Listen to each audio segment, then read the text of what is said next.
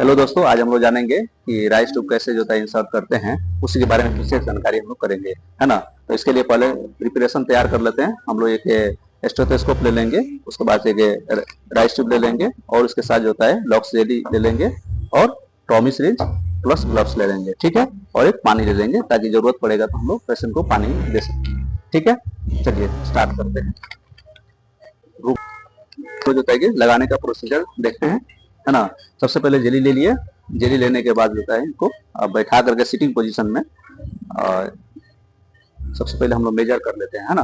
कि अगर मेजर करने का तरीका ये है कि हम लोग इस नोज से लेकर के और यहाँ ईयर तक और फिर यहाँ जिफी होता है स्टोनम, यहाँ तक हम लोग मेजर करते हैं, है ना। मेजर करके तब हम लोग उसको इंसर्ट करते हैं। मेजर करते हैं राइस ट्यूब पे कैसे मेजरमेंट करते हैं। सबसे पहले हम लोग नोज से शुरू करते हैं और ईयर तक जाते हैं और ईयर से लेकर के हम लोग जिफी स्टोनम यहाँ होता है, यहाँ तक हम लोग मेजर करते हैं, ठीक है। और उसी के हिसाब से मेजर हम लोग करते हैं। देखिए यहाँ से लेकर के मेजर तुम ना ये यहाँ तक हम लोग जिफी स्टोनम यहाँ तक मेजर करते हैं, है ना। इसे क्लियर हो गया कि इतना हमको इंसर्ट करना है, ठीक है, 7 सेंटीमीटर तक, ठीक है। लाओ स्पीड लाओ, हाँ दीजिए। और हम लोग लक्स जेली लगा देंगे और नोज में थोड़ा सा जो होता है कि जेली डाल देंगे और अब हम लोग जो है इंसर्ट करेंगे, है ना। चलिए। राइस ट्यूब डालते वक्त पेशेंट थोड़ा अनकंफर्टेबल फील महसूस कर सकता है। देख रहे हैं आप लोग, थोड़ा अनकंफर्टेबल फील होता है। निकलिए, इससे घबराना नहीं है, प्रोसीजर अपना ऑन रखना है। निकलिए निकलिए निकलिए। पानी थोड़ा पिलाओ, पानी पिलाओ, पानी पीजिए, पानी पीजिए तो।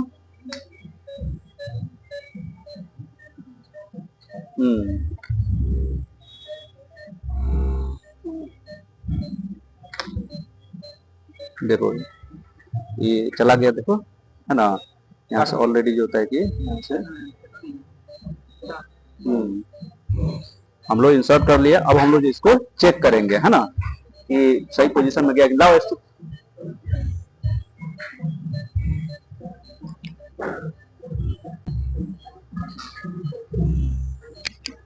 अब हम लोग जो है इससे चेक करेंगे, साउंड को पहचानेंगे। यहाँ से एब्डोमेन है, इस एब्डोमेन के ऊपर एरिया पर करके हम लोग इसको चेक करते हैं, ठीक है। हाँ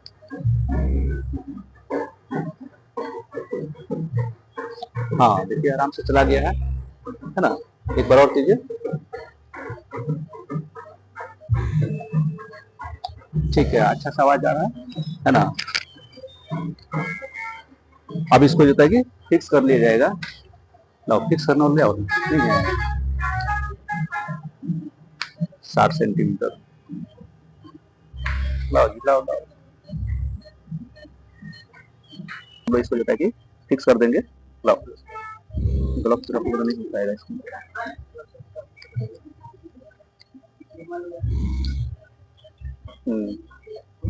अभी हो गया, फिक्स हो गया। लाओ अब तुम इसको दो।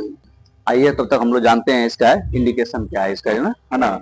तो जब भी जो होता है कि राइस ट्यूब डालने की कब जरूरत पड़ती है, तो राइस ट्यूब जो नहीं डालेंगे, सबसे पहले हम लोग क्या करेंगे कि 10-15 ml से पानी से जो होता है कि स्टार्ट करेंगे, है ना। दे करके चेक करेंगे कि हाँ ये पानी जो होता है कि अपने एब्जॉर्ब हो रहा है कि नहीं, डाइजेस्ट हो रहा है कि नहीं, है ना।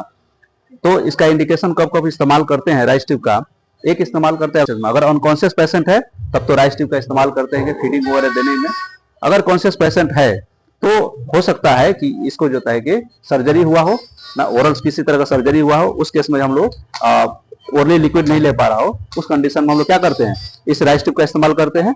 और दूसरा क्या होता है, जब एब्डोमेन बहुत ज्यादा डिस्टेंडेड हो, उस कंडीशन में हम लोग क्या करते हैं, इस्तेमाल करते हैं। तीसरा केस क्या होता है कि अगर जो होता है कि किसी तरह का इसोफेगस में जो होता है कि एब्रेजन वगैरह हो जाए और डायटिस होता है कि नहीं ले पा रहा हो, उस कंडीशन में कर सकते हैं। या सीवियर जो होता है वोमिटिंग हो, उस कंडीशन में हम लोग इस्तेमाल करते हैं इसका। या अगर जो होता है कि इंटेस्टाइन में किसी तरह का ऑब्स्ट्रक्शन हो, उसमें करते हैं, है ना। या जो होता है कि खाना पीना नहीं खा पा रहा हो, उस कंडीशन में करते हैं। या माउथ का किसी तरह का सर्जरी हुआ हो, उस कंडीशन में जो होता है कि हम लोग इस राइस ट्यूब का इस्तेमाल करते हैं, ठीक है। और गैस्ट्रिक लवाज में पॉइजन केस होता है, तो उस गैस्ट्रिक लवाज में भी हम लोग इसका राइस ट्यूब का इस्तेमाल करते हैं, ठीक है। जय हिंद दोस्तों।